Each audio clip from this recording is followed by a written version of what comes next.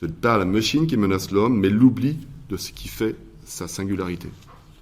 Et la délégation de plus en plus systématique de ce qu'il y a de conscience réfléchie dans le travail de l'homme. À l'heure où l'on compare les performances des intelligences artificielles à celles des humains, où l'on s'interroge sur la liberté, la créativité, la décision automatisée des systèmes experts. Peut-on mesurer l'humain à l'aune de l'efficacité?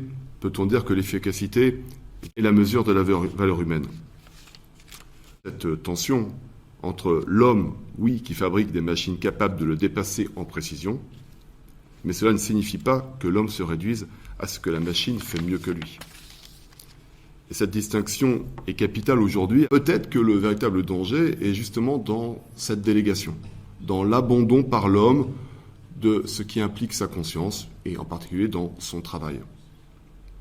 On pourrait reprendre ici Hegel, qui, dans la phénoménologie de l'esprit, reprend cette dialectique du maître et du serviteur et montre que finalement ce qui nous humanise, c'est le travail en tant que ce travail implique la conscience, que Marx reprendra au livre 1 du Capital, lorsqu'il distinguera le travail de l'homme et le travail mécanique de l'abeille ou de l'araignée.